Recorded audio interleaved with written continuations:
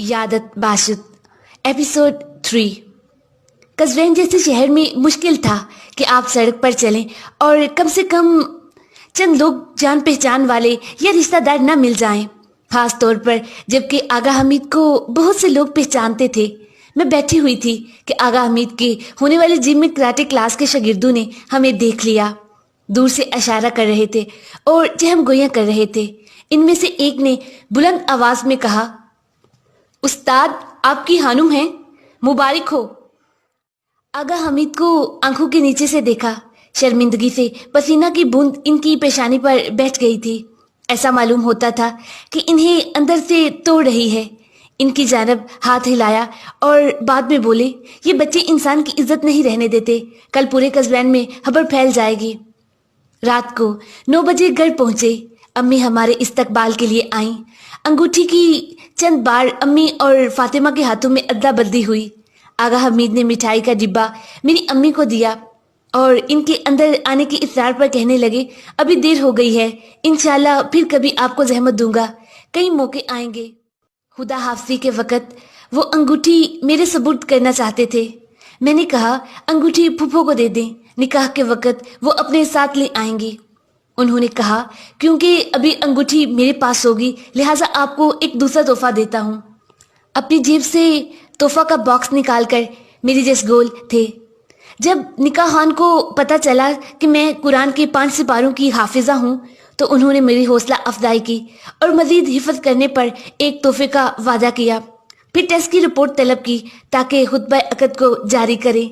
आगा हमीद ने blood test की report निकाह खान के हाथ में दे दी। ये रिपोर्ट तो आपके खानदान में शादी करने की वजह से है। मेरी मुराद वो रिपोर्ट है जो आपको शहीद बुलंदियान के मरकज़ सेहत जाकर निकाह के मुतल्लिक क्लास लेकर पानी थी। आगा हमीद जो अपनी गलती समझ गए थे, बालों में हाथ फेरते हुए बोले, मगर क्या ये वही नहीं है? मुझे लगा कि यही काफ़ी होगी। उनका ये कहना था कि मजमा में जहम गोइयां होने लगी। शर्मिंदगी के मारे मैंने आगा हमीद से कहा, मुझे पता था कि कहीं कुछ गलत हो रहा है। वहाँ भी कहा था कि जाके टेस्ट देना होगा, लेकिन आपने कहा कि ज़रूरी नहीं है।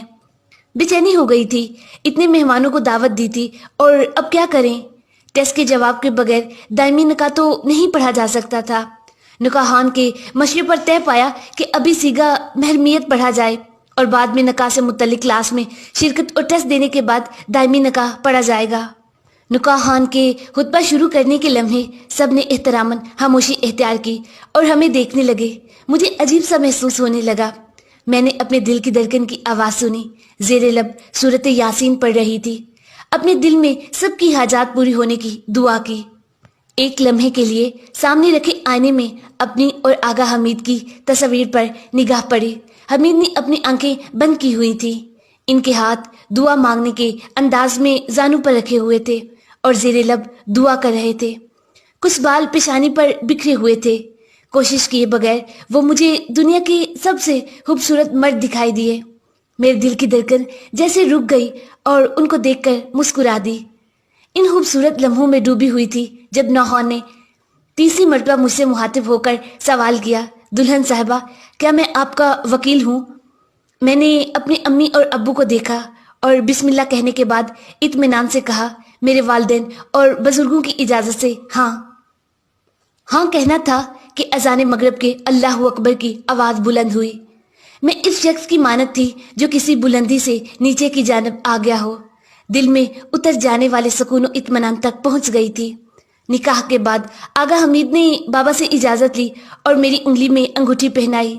रस्म होने की वजह से आगा हमीद की अंगूठी रुस्ती के मौका के लिए बाकी थी। तस्वीरें लेने का भी अपना ही एक मज़ा था। तस्वीरें खींचने के मौका पर हालांकि हम दोनों महरम हो गए थे, मगर एक दूसरे के ज़्यादा नज़दीक नहीं बैठे। तमाम तस्वीरों में मैं और हमीद साथ मौजूद थे। सिर्फ एक जानब से हमीद के घर वालों, दूसरी जानब से मेरे घर वालों और हमीद की बहनों की जगह बदलती रहती थी। काफ़ी तादाद में मेहमानों के जाने के बाद कुछ लोगों ने इशरार किया कि हम दोनों एक दूसरे को शहद खिलाएं। हमीद तो बहुत शर्मीले थे। मैंने भी जब उनकी उंगलियां देखी तो मुकम्मल तौर पर शर्मिंदा हो गई। मुझे फिर समझ आया कि हमीद जब अपना शनाख्ती कार्ड लेने गए तो इनके किसी दोस्त की मोटर बाइक खराब हो गई थी। तकनीकी काम जानने के सबब हमीद ने मोटर ठीक करने में मदद की थी। रस्म नकाम में देर से पहुंचने की वजह से वो इन्हीं तेल वाले हाथों से सफरे अक़द पर बैठ गए थे। उन्होंने अपनी उंगलियां टिश्यू से काफी हद तक साफ की और बिल आहर हम दोनों ने शहद खाया। रसूमात का खत्म होना था कि हमीद सेहन में अली के साथ गुफ्तगू में मशगूल हो गए। हालांकि मेरे वालिद हमीद के मामू थे, लेकिन वो शर्माने की वजह से हमारी जानिब नहीं आए। वो मुंतजिर थे कि पहले तमाम मेहमान रुखसत हो जाएं। हमीद की बहन मरियम खानुम ने मुझसे कहा, खुदा का शुक्र है कि रस्म खुशी खूबी के साथ इख्तिताम को पहुंची। आज रात भाई के साथ जाकर एक चक्कर लगा आए। हम यही हैं, मामी की मदद करेंगे और काम खत्म कर लेंगे। सफरे अख्तर पर से चीजें समेटते हुए मैंने कहा, लेकिन बाबा की इजाजत चाहिए होगी। हमीद ने मेरी जानिब बढ़ाया। मैं कुछ बुकरा गई। ये पहला तोहफा था जो आगा हमीद मुझे दे रहे थे। मैंने एहतियात से तोहफे के कागज को खोला ताकि खराब ना हो जाए। परफ्यूम था, बहुत अच्छी खुशबू वाला। हमारी मंगनी का सारा अरसा इसी खुशबू के साथ गुजरा था, क्योंकि आगा हमीद हमेशा यही परफ्यूम लगाते थे। साल 1391 महर माह महीने के 21 तारीख बरोज़े जुम्मा मेरा और आगा हमीद का निकाह था, जो एनुल हवाउल अर्ज के दिन पड़ा था। हमारे और आगा हमीद की तरफ से बहुत ज्यादा मेहमान मदऊ थे। बाहर सेहन को मर्दों के लिए आमादा कर दिया गया था और खवातीन ऊपर वाले कमरे में थी। ईद की छुट्टियों के बाद से मैंने बहुत सारे रिश्तेदारों और जान पहचान वालों को नहीं देखा था। आगा हमीद के वालिद सुबह सवेरे आगा हसन के साथ फल और मिठाइयाँ लेकर हमारे घर लाए थे। ड्राइंग रूम में बहुत रश और चहल पहल थी। मैं अपने कुछ दोस्तों और करीबी रिश्तेदारों के हमरा एक कमरे में थी। आगा हमीद के इंतहा पर इत्मीनान और सुकून होने के बावजूद ऐसा लगता था कि मेरे दिल में तलातुम बरपा है। मेरी तमाम तर कोशिश ये होती थी कि कोई भी मेरे ज़ाहिर से मेरी अंदरूनी कैफियत का अंदाजा न लगा ले। अपने दोस्तों के साथ बातों में मशगूल थी कि आगा हमीद की बहन मरियम खानुम कमरे में आई और कहा, दुल्हन साहबा, बाई को आपसे काम है। चांदी की रंग की चादर ओढ़कर मैं दाहली दरवाजे तक आई। आगा हमीद खूबसूरत फूलों की एक टोकरी लिए दरवाजे पर मेरे मुंतजिर थे। सर नीचे झुका था और मुझे अभी तक नहीं देखा था। उन्होंने कोई सूट वूट नहीं पहना था, बल्कि हमेशा की तरह का लिबास पहने हुए थे। सुरमई रंग की पैंट और आम सी शर्ट, वो भी सुरमई रंग की, जो पैंट पर बाहर निकली हुई थी। मैंने फूलों की टोकरी आगा हमीद से ली, इसे सूंघा और कहा, बहुत शुक्रिया, आपने जहमत की। वो मुस्कुराए और बोले, आपके लायक तो नहीं, जबकि आप खुद एक फूल हैं। इसके बाद कहा, निकाहान आ गए हैं, कुछ देर बाद खुतबा अक़द पढ़ेंगे, आप तैयार रहें। आंखों के इशारे से मैंने इन्हें जवाब दिया और कमरे में वापस आ गई। हालांकि मेरी माँ, जो कि एक ईरानी कैलेंडर का महीना है, आधा गुजर चुका था, लेकिन मेहमानों के ज्यादा होने की सबब फजा में हबस हो गई थी। आधा घंटा गुजर गया, लेकिन कोई खबर न थी। मुझे मालूम नहीं था कि निकाह जल्दी क्यों नहीं पढ़ा जा रहा, ताकि मेहमानों को अजियत ना हो। अम्मी जो कमरे में दाखिल हुई तो मैंने आहिस्ता से पूछा, आगा हमीद ने कहा था कि निकाहान आ गए हैं, फिर इतनी देर किस बात की? मेरी अम्मी ने कहा, शायद निकाह के ज़मन में रखी जाने वाली शराइत लिख रहे हों, इसीलिए देर हो गई हो। तमाम मेहमान आ चुके थे, लेकिन आगा हमीद गायब थे। कुछ देर बाद मालूम हुआ कि वो अपना शनाख्ती कार्ड भूल आए हैं। शनाख्ती कार्ड लाने तक मजीद 1 घंटा गुजर गया। यह माजा हर एक की जबान जब्त हो गया था। वो सब समझ गए थे कि दमाद साहब शनाख्ती कार्ड भूल आए हैं। यूं बातों और हंसी की एक लहर दौड़ गई, लेकिन इस भूल से मेरे दिल को तकलीफ हुई थी। आगा हमीद के शनाख्ती कार्ड लाने के बाद खानदान के बड़े तरफेन की शराइत लिखने में मसरूफ हो गए। तय हुआ कि वसाइल जहेज में से 4 इशिया आगा हमीद के घर वाले आमादा करेंगे। खुतबा अक़द पढ़ने के मौका पर मैं और आगा हमीद 3 अफराद के लिए महसूस सोफा पर बैठ गए। मैं एक तरफ और आगा हमीद भी फासले से दूसरी तरफ बैठ गए। सफरे अक़द बहुत सादा था, लेकिन इसी आलम में मोहब्बत से भरपूर एक अदद नान बरकत के लिए एक थाल में मौजूद सब्जी, खुश्क फूल जिन्हें पानी के प्याले में रखा गया था ताकि जिंदगी नूरानी हो जाए, एक बर्तन में शहद, अंगूठी का डिब्बा और एक आईना जो मेरे और आगा हमीद के रूबरू था। کبھی کبھی سادہ ہونا بھی خوبصورت ہوتا ہے۔ آغا حمید کے ہاتھ میں قرآن تھا۔ اس موقع پر مجھے قرآن کے 5 سپارے حفظ تھے۔ ہم دونوں ہی قرآن کی تلاوت میں محو تھے کہ حمید کی بہن مریم خانم نے مجھ سے کہا، آج رات بھائی کے ساتھ جا کر ایک چکر لگا آئیں۔ چیزیں سمیٹتے ہوئے میں نے کہا، لیکن بابا کی اجازت چاہیے ہوگی۔ مریم خانم نے کہا، اہر بھائی کل ایک مشن پر ہمدان جانے والے ہیں، پھر 3 مہینے یہاں نہیں ہوں گے۔ میں نے حیرت سے کہا، 3 مہینے؟ اتنا عرصہ؟ ایسا لگتا تھا کہ مجھے ابھی سے اپنے آپ کو ان کی غیر موجودگی کا عادی کرنا ہوگا۔ چیزیں سمیٹیں اور تمام مہمان رخصت ہوئے تو اپنے بابا سے اجازت لی اور حمید کے ساتھ گھر سے باہر آ گئی۔ گھر سے نکلنے تک مکمل رات ڈھل چکی تھی۔ آقا حمید کی گاڑی میں سوار ہوئے۔ دونوں بھائیوں نے گاڑی کو اس قدر چمکایا تھا کہ لگتا تھا کہ ابھی ابھی فیکٹری سے آئی ہے۔ ہم امام زادہ اسماعیل کی طرف گئے۔ 9:30 بجے وہاں پہنچے۔ جب اندر داخل ہونا چاہتے تھے تو کچھ دیر کی ہچکچاہٹ کے بعد حمید بولے، زحمت نہ ہو تو اپنا موبائل نمبر دے دیں تاکہ نماز اور زیارت کے بعد فون کر لیں۔ اس وقت تک ہمارے پاس ایک دوسرے کا نمبر بھی نہیں تھا۔ موبائل نمبر لینے کے بعد مسکرائے اور بولے، آپ کا نمبر ایک خاص نام سے محفوظ کیا ہے لیکن بتاؤں گا نہیں۔ میں نے سوچا یا تو میرے نام کے ساتھ محفوظ کیا ہوگا یا پھر خانم کے ساتھ۔ میں نے اس کے بارے میں زیادہ غور نہیں کیا۔ زیارت کے لیے گئے اور ہم نے اپنی نماز ادا کی۔ 15 منٹ گزرنے کے بعد انہوں نے فون کیا۔ دونوں باہر آئے اور صحن امام زادہ کے آہر تک گئے۔ شہید امید علی کمیاسی کے مزار میں سے بھی گزرے۔ غور کرنے پر میں نے دیکھا کہ حمید امام زادہ سے مہلک قبرستان کی طرف جا رہے ہیں۔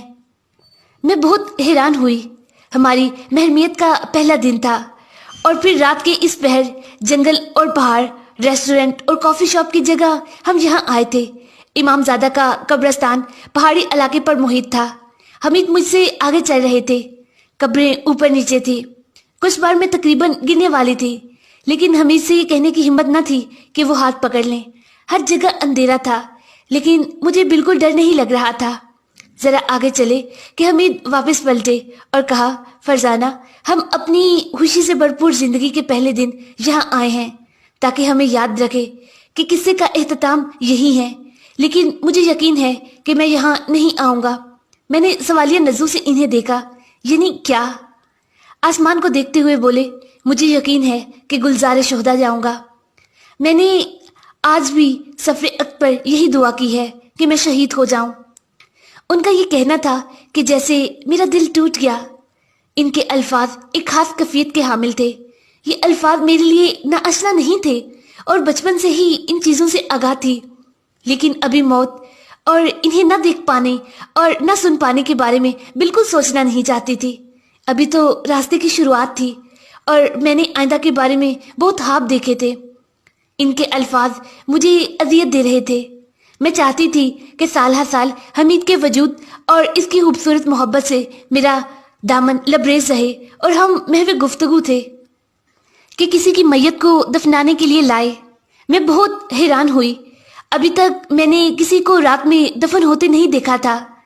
دلچسپ بات یہ کہ وہ پھپھو کے پڑوسی میں سے تھے۔ حمید نے کہا، آپ یہیں رہیں، میں کچھ دیر اس بندہ خدا کے تابوت کو کاندھا دے کر آتا ہوں۔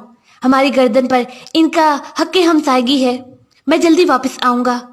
میں وہیں قبرستان کے عین بیچ میں بیٹھی سوچ رہی تھی کہ موت سے کس قدر نزدیک ہے، لیکن عین اسی لمحے اسے اپنے آپ سے بہت دور سمجھتے ہیں۔ شہر کی نظر آنے والی روشنیوں اور امام زادہ کی فضا نے مجھے امیدوار کر دیا تھا، ہمارے لیے آنے والے دنوں کے بارے میں امیدوار۔ رات کے 11 بجے تھے کہ گاڑی میں سوار ہوئے۔ دونوں کو بھوک لگی ہوئی تھی۔ رسم نکاح اور مہمانوں کے ساتھ اس قدر مشغول تھے کہ صبح سے صحیح طریقے سے کھا نہیں سکے تھے۔ اس وقت امام زادہ کے اطراف میں کوئی کھانے کی جگہ نہیں تھی۔ شہر کی جانب آئے۔ کیونکہ جمعہ کا دن تھا اور رات دیر ہو چکی تھی، اس لیے کھانے کی ہر جگہ یا تو بند تھی یا کھانا ختم ہو گیا تھا۔ بالآخر بازار کے آخر میں کباب کی ایک چھوٹی سی دکان ملی۔ وہاں بیٹھنے کی جگہ نہیں تھی۔ طے ہوا کہ کھانا اپنے ساتھ لے جائیں۔ حمید کو بیف کباب پسند تھے، اس لیے اپنے لیے وہ منگوائے اور میرے لیے چکن کباب۔ کھانا تیار ہوا تو مجھ سے پوچھا، اب کہاں جا کر کھائیں؟ میں نے اپنے کندھے اسکائے۔ ایسا ہوا کہ پرانا کولو کرار ہمیں باراجین کی طرف لے گیا۔ یہ جگہ 10 کلومیٹر کے فاصلے پر تھی۔ ہم پہاڑ کے اوپری حصے پر گئے۔ اس اونچائی سے شہر مکمل طور پر نظر آ رہا تھا۔ حمید نے ایک کپڑا زمین پر بچھایا اور بولے، یہاں بیٹھ جائیے تاکہ آپ کی چادر خراب نہ ہو۔ کھانا شروع ہی کیا تھا کہ بارش ہونے لگی۔ پہلے تو ہم نے سوچا کہ بارش کے نیچے ایک عاشقانہ فضا میں کھانا تناول کریں، لیکن کچھ دیر گزری تو دیکھا کہ بارش تو بہت تیز ہے۔ جلدی سے اپنی چیزیں جمع کی اور گاڑی کی طرف بھاگے۔ میری توجہ ہٹانے کے لیے حمید پیاز کو بالکل ایک سیب کی طرح کھا رہے تھے، حالانکہ خود کو پریشانی ہو رہی تھی لیکن ہنس بھی رہے تھے۔ ان کی آنکھیں بند تھی اور منہ کھانے کے لیے کھلا ہوا تھا۔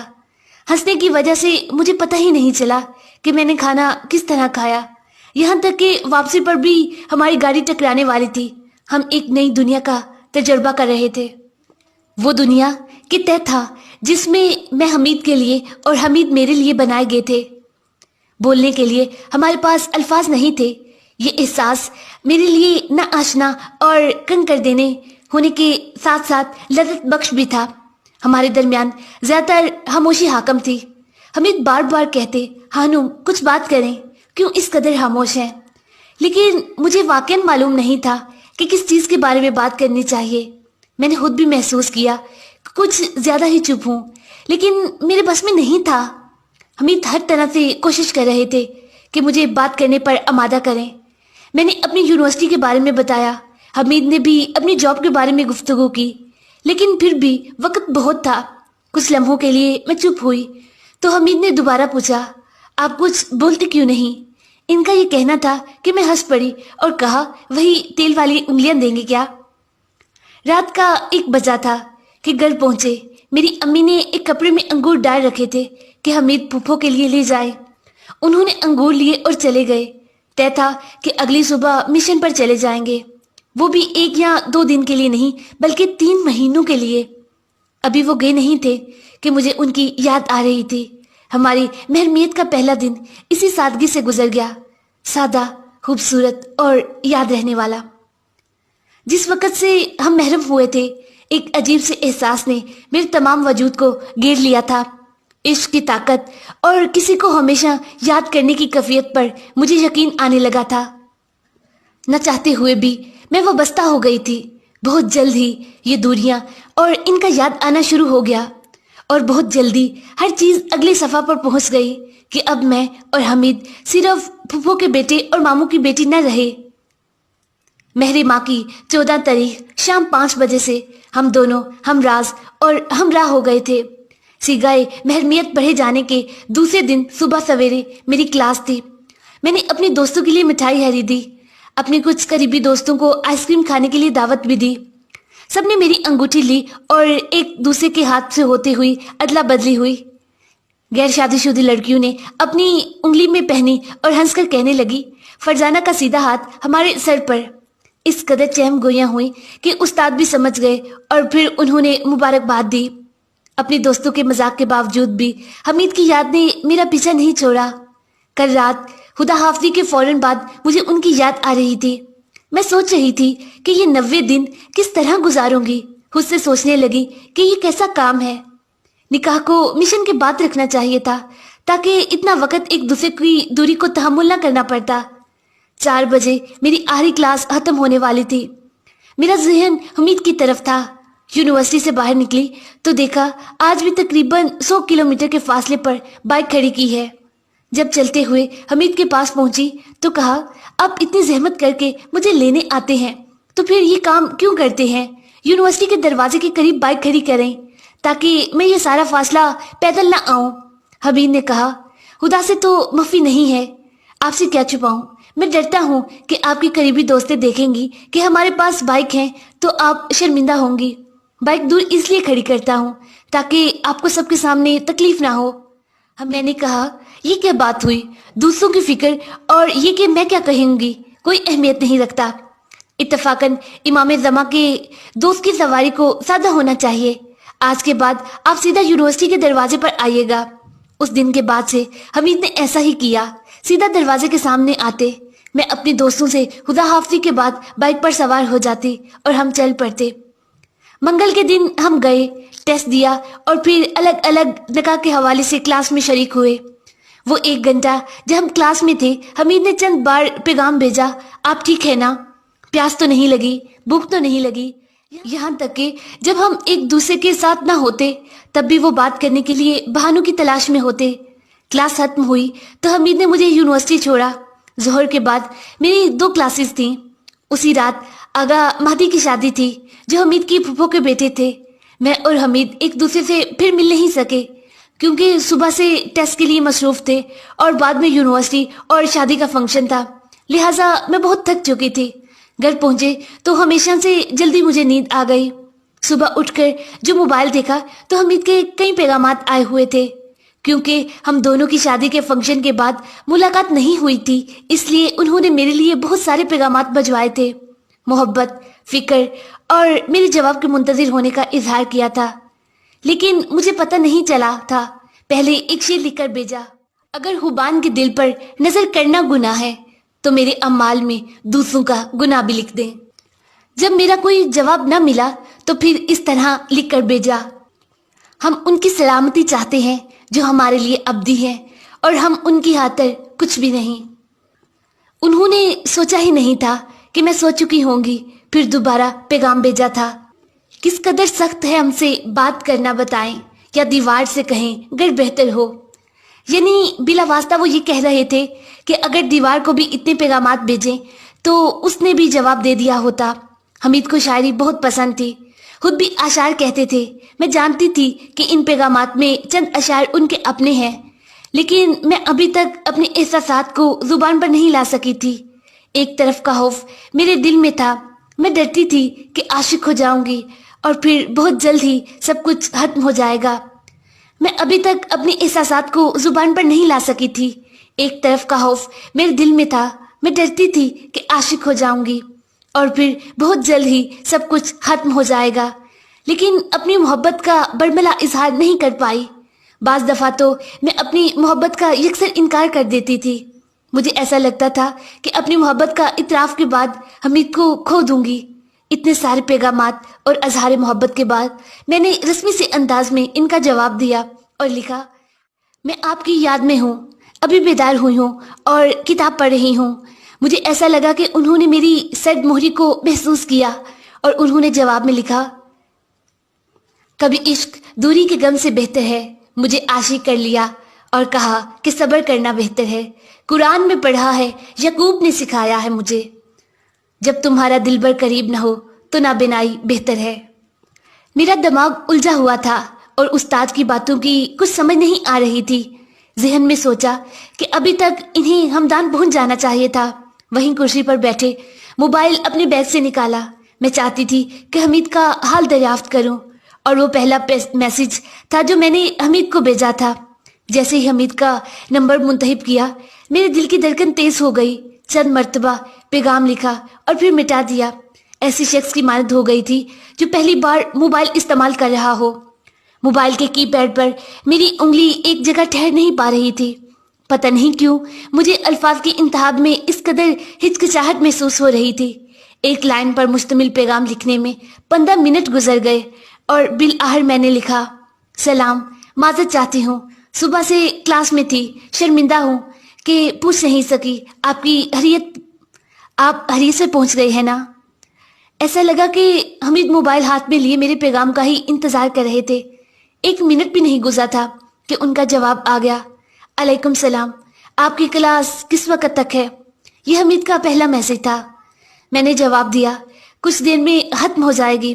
انہوں نے لکھا، ابھی میں ہمدان کے دوراہے پر ہوں، آپ کو لینے آتا ہوں، گھر چلیں گے۔ میں جانتی تھی کہ حمید کو ابھی ہمدان میں ہونا چاہیے، نہ کہ قزوین میں۔ موجود ہمدان کے دوراہے پر میں نے اپنے آپ سے کہا، یہ بھی ایک شرارت ہوگی کیونکہ انہوں نے صبح سویرے ہمدان جانا تھا، یونیورسٹی سے نکلی تو کسی کو نہیں دیکھا۔ اطمینان ہو گیا کہ حمید مذاق کر رہے تھے۔ یونیورسٹی کے داخلی دروازے سے چلتے ہوئے 100 میٹر کا فاصلہ طے کیا ہوا تھا کہ موٹر بائک کی آواز نے مجھے اپنی جانب متوجہ کیا۔ جب میں نے غور کیا تو دیکھا کہ وہ تو خود حمید ہی تھے، موٹر بائک پر مجھے لینے آئے تھے۔ میں نے ان سے پوچھا کہ آپ مشن پر نہیں گئے تھے؟ اپنی فوجی ٹوپی سر سے اتاری اور بولے ہماری خوش قسمتی کی وجہ سے مشن کینسل ہو گیا۔ وہ بہت خوش تھے، میں خود حمید سے زیادہ خوش تھی۔ ابھی میرے اندر حمید کے مشن پر جانے کا حوصلہ نہیں تھا، اور وہ بھی ہمارے نکاح کے دوسرے دن۔ یہی چند گھنٹے مجھ پر سخت گزرے تھے، چند مہینے حمید کا انتظار کرنا تو بہت دور کی بات تھی۔ جیسے ہی انہوں نے کہا کہ سوار ہو جاؤ چلتے ہیں، تو میں نے حیرانی سے کہا آغا حمید ایسا سوچیے گا بھی نہیں، میں ابھی تک موٹر بائک پر نہیں بیٹھی ہوں، مجھے ڈر لگتا ہے، میرے بس کی بات نہیں ہے، آپ جائیں میں ٹیکسی پر آتی ہوں۔ وہ چھوڑنے والی نہیں تھے، کہنے لگے بیٹھ جائیں، عادت ہو جائے گی، میں بہت آرام سے چلاؤں گا۔ میں نے چند بار قل ہو اللہ پڑھی اور سوار ہو گئی۔ سارا رستہ میں ایک ایسے شخص کی طرح تھی جو کسی ڈرونے ٹنل میں داخل ہو گیا ہو، اپنی آنکھوں کو خوف کے مارے بند کیا ہوا تھا۔ پہلے کی یاد آ گئی جب ہمارے محلے میں سرکس لگتا تھا، ایک شخص دیوار پر موٹر بائک چلاتا تھا۔ جب تک ہم گھر پہنچے میری آدھی جان باقی تھی۔ پانی کے فوارے کے پاس سے جب گول گھومنا چاہتے تھے تو حمید کی بائک ٹیڑھی ہو گئی اور میری یا زہرا کی صدا بلند ہوئی۔ میں نے اپنے آپ سے کہا اب بس ہم زمین پر گرنے ہی والے ہیں اور گاڑیوں کے نیچے آ جائیں گے۔ اب جبکہ حمید کا مشن کینسل ہو چکا تھا تو ہم نے طے کیا کہ منگل کے دن ٹیسٹ دینے اور نکاح کے حوالے سے کلاس میں شرکت کے لیے شہید بلندیان کے مرکز صحت جائیں گے۔ منگل تک حمید کا معمول یہی تھا کہ ظہر کے بعد مجھے لینے آتے۔ میری کلاسوں کے اوقات پوچھ چکے تھے اور جانتے تھے کہ میری کلاس کس وقت ختم ہوگی، ٹھیک اسی وقت میرے انتظار کرنے آ جاتے۔ ان کا یہ کام مجھے بہت اچھا لگتا تھا۔ اسی بائک پر آتے تھے، ہونڈا کے نیلے اور سبز رنگ کی بائک تھی جس میں وہ چند بار تصادف کر چکے تھے اور اس کی کوئی جگہ سلامت نہ تھی۔ جب وہ بائک سے آتے تھے تو عموماً داخلی دروازے کے 50 سے 100 میٹر کے فاصلے پر میرا انتظار کرتے۔ یہ فاصلہ میں پیدل چل کر جاتی۔ پیر کے دن بہت تھک چکی تھی۔ ثابت قدمی کے ساتھ امام باڑہ ہیما عباس میں جانے لگی۔ حمید نے اپنے اسی رویے سے بہت سے اور لوگوں کو بھی امام باڑہ کا رستہ دکھایا تھا۔ تالا ہٹانے میں کافی وقت لگا اور پھر اپنے احساسات کا اظہار کر سکی اور حمید کے ساتھ کی عادی ہو سکی۔ نکاح کے پہلے ہفتے اسکارف، لمبی آستینیں والا لباس اور موزے پہنتی۔ اسی نوعیت کے نزدیکی میرے لیے ناآشنا تھی۔ ایسا لگتا تھا جیسے ایک نئی دنیا میں قدم رکھا ہے کہ ابھی تک جس کا تجربہ نہیں کیا تھا۔ یہ سرد مہری اس قدر واضح تھی کہ جب ہم پہلی بار امام زادہ حسین گئے تو حمید نے شکوہ کرتے ہوئے پوچھا فرزانہ کیا آپ مجھے پسند نہیں کرتی؟ کیوں اس قدر سنجیدہ اور خشک مزاج ہیں؟ ایک بڑی فیلے پہاڑ کی طرح مجھ سے بالکل بات نہیں کرتی، اپنے احساسات کو ظاہر نہیں کرتی، حمید نے شکوہ کرتے ہوئے پوچھا۔ حالانکہ ایسا محسوس کرنے پر وہ حق بجانب تھے، لیکن یہ سننے پر میں واقعاً ٹھٹک گئی تھی۔ حمید ایسا بالکل بھی نہیں ہے۔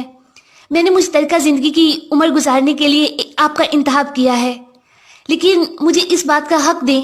میں خود بہت کوشش کر رہی ہوں کہ آپ کے ساتھ عادی ہو جاؤں، لیکن کچھ وقت لگے گا کہ مجھے اس نئی صورتحال کی عادت ہو جائے۔ امام زادہ میں داخل ہوئے تو پتہ ہی نہیں چلا کہ کس طرح کی زیارت حمید کی باتوں نے مجھے گہری سوچ میں ڈال دیا تھا۔ میرا دل مضطرب تھا۔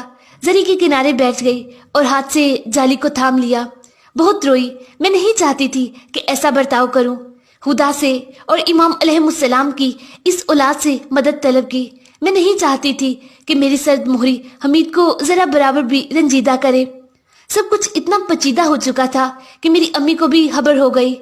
جب ہم گھر پہنچے تو انہوں نے مجھ سے کہا میری بچی حمید کے سامنے اسکارف کیوں پہنتی ہو؟ اچھے سے ایک دوسرے کا ہاتھ پکڑا کرو، ایک دوسرے کے نزدیک ہو، وہ اب تمہارا شوہر ہے، تمہاری زندگی کا ساتھی ہے۔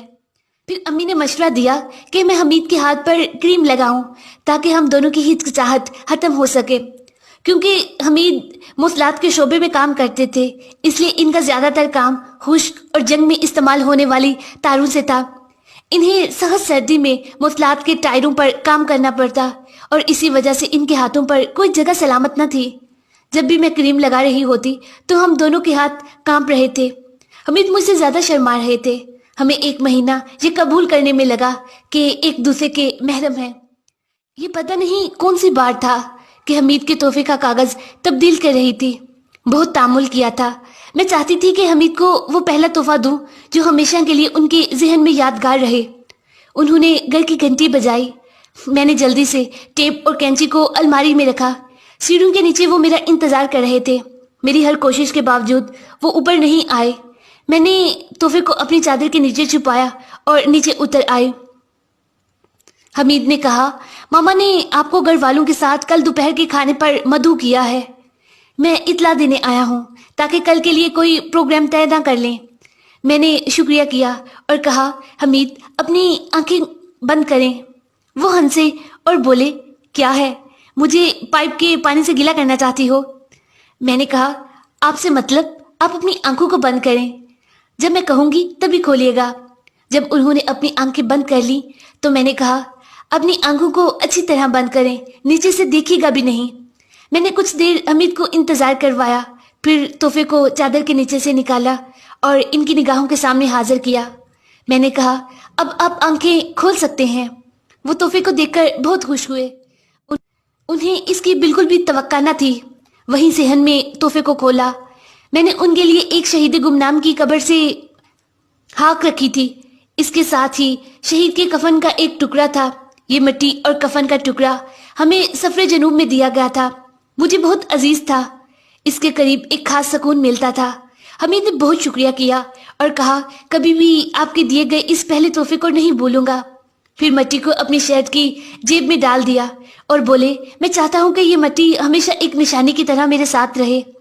میں وعدہ کرتا ہوں کہ کبھی بھی اسے اپنے آپ سے الگ نہیں کروں گا۔ صحن میں باغیچہ کے قریب ہم دونوں کی گاڑی گرم ہو گئی تھی۔